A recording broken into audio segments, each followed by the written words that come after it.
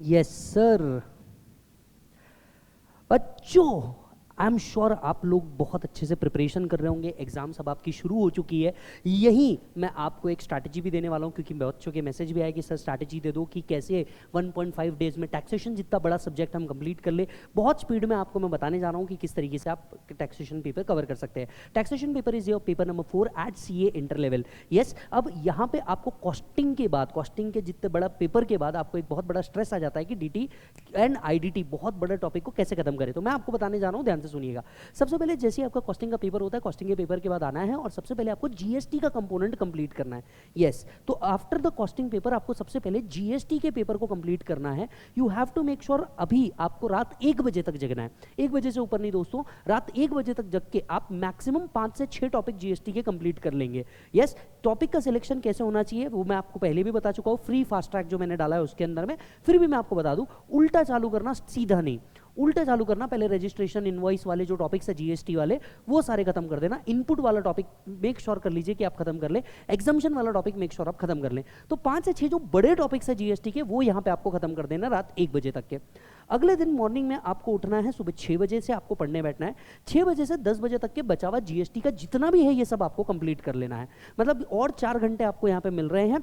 इन 4 घंटों के अंदर में आपको GST का टॉपिक कंप्लीट कर लेना है। मेक श्योर लास्ट डे पे तुम कोई भी यूट्यूब के ऊपर में लेक्चर देखते हुए ना बैठो।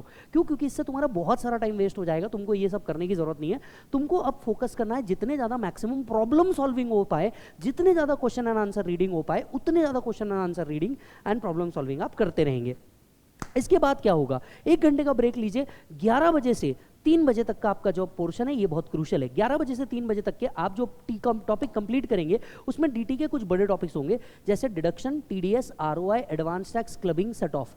ये वाले टॉपिक आप 11 से 3 में पूरे के पूरे कंप्लीट करेंगे। रीजन, क्योंकि आपको टोटल इनकम के जो क्वेश्चन आते हैं 20 से 25 मार्क के आते हैं, तो टोटल इनकम वाले में मेजर जो पार्ट लगता है वो ये है। तो इनको आप सबसे पहले कंप्लीट कर लीजिए। इसके बाद क्या होता है सर, इसके बाद आप 4 से लेकर 5:30 बजे 1.5 घंटा आपको PGBP के लिए मिलेगा।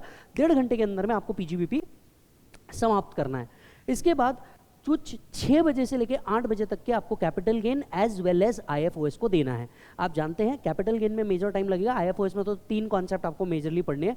गिफ्ट हो गया, डिविडेंड हो गया एंड पेंशन वाला जो क्लॉज है वो हो गया। तो आपको 6 से 8 बजे तक के 2 घंटे का टाइम मिल रहा है, जिसमें से आप 1.5 घंटा एंड 30 to 45 मिनट्स आप IFOS को देंगे। फिर भी आपका IFOS अगर खत्म नहीं होता है, मैं आपको और टाइम देता हूँ। 9 बजे से 10:30 बजे तक के IFOS वाला पार्ट खत्म करेंगे और आप सैलरी वाले पोर्शन पे जाएंगे। जब आप सैलरी पढ़ते रहेंगे, पहले परक्विजिट पढ़ लीजिए, फिर आप रिटायरमेंट बेनिफिट्स पे आइए, फिर आप अलाउंसेस एंड बेसिक्स पे जाएंगे। ये सीक्वेंस को याद रखिएगा। 11 से 12:30 बजे तक के सैलरी का अगर कुछ बैलेंस पोर्शन है तो वो कंप्लीट करो। Residential status and basic tax calculation, alternative tax calculation, वो वाला पार्ट कंप्लीट करो। यहाँ पे भी आप 12:30 बजे तक के जगेंगे, क्योंकि सुबह आप 6 बजे उठ चुके हैं। 12:30 बजे से ऊपर आपको जगना नहीं है, आराम से सो, क्योंकि अगले दिन आपको पेपर देना है। इसके बाद आपको क्या करना है, अगले दिन सुबह उठना है, जिस दिन लगभग आपका पेपर रहेगा उस दिन आपको अगेन 6 बजे उठना है। 6 से 8 बजे तक के बैलेंस अगर कुछ भी DT का बाकी होगा वो टॉपिक आपको उठा करके क्या करना है, यहाँ पे कंप्लीट करना है, इन बैलेंस पोर्शन में कंप्लीट कर देना है। या फिर आप टोटल इनकम के क्वेश्चन देख सकते हो इस 2 घंटे में, तो टोटल इनकम के क्वेश्चन देख करके खत्म करो। 9 से 10:30 बजे तक के RTP MTP हो सकता है आपने एक बार देख लियो, फिर भी एक बार देख करके चले जाना, उसको सिर्फ प्रॉब्लम एंड आंसर्स देख करके चल जाना। या फिर यहाँ पे भी GST या DT के बड़े क्वेश्चंस को आप सॉल्व कर सकते हो, ये आपके ऊपर है। इसके बाद 11 से 12:30 के बीच में आपके पास एक बफर टाइम बचेगा। ये बफर टाइम में आपका कुछ भी बैलेंस बचा होगा, चाहे GST का, चाहे DT का, या अमेंडमेंट बचा होगा, तो वो आप क्या कर सकते हो, कंप्लीट कर सकते हो। 12 बजे के बाद मुझे ऐसा लगता है आपने खाना खाना, बैग पैक कर लेना और अपने पेपर के लिए तैयार हो जाना। ये है आपका स्ट्रैटेजी, आपको 1.5 दिन के अंदर में कैसे प्रिपेयर करना है। जब आप एग्जाम में प्रिपेयर करते रहेंगे तो मेक श्योर प्रोविजंस को फटाफट रीड करो। मतलब प्रोविजन से ज़्यादा आप क्वेश्चन सॉल्विंग के ऊपर आप दिमाग लगाओ, या फिर प्रोविजंस को फटाफट रिकॉल करते जाओ। फास्ट ट्रैक आपके पास एक ऑप्शन अवेलेबल है, मैराथन मैंने ऑलरेडी डाल रखा है, तो मैराथन में 8 घंटे के अंदर में मैक्सिमम DT के सारे टॉपिक हो सकते हैं। तो आप मैराथन आपको देखना है, आप देख सकते हो। मेरा पर्सनल ओपिनियन है, लास्ट डे पे कुछ मत देखो, लास्ट डे पे आप सिर्फ कंटेंट फटाफट खुद की बुक से रिकॉल करो जो आपने पढ़ा था उसके ऊपर। ज़्यादा टाइम अभी भी जब भी आपको मिल रहा है, मान लीजिए अगर आपका कॉस्टिंग का पेपर एग्जाम्ड है, तो मैं आपको बता दूं अगर आपको कॉस्टिंग का पेपर एग्जामिशन मिला हुआ है, टेंशन लेने की बात नहीं, तब तो आपके पास एडिशनल टाइम है। फिर आपको हाफ डे डीटी के बड़े प्रॉब्लम सॉल्व करने के लिए जितने टोटल इनकम वाले क्वेश्चन है क्वेश्चनर से आप उठा करके सॉल्व कर लो, और हाफ डे जीएसटी के एडिशनल जितने भी बचे हुए क्वेश्चन है उनको यूटिलाइज कीजिए apart from this day schedule.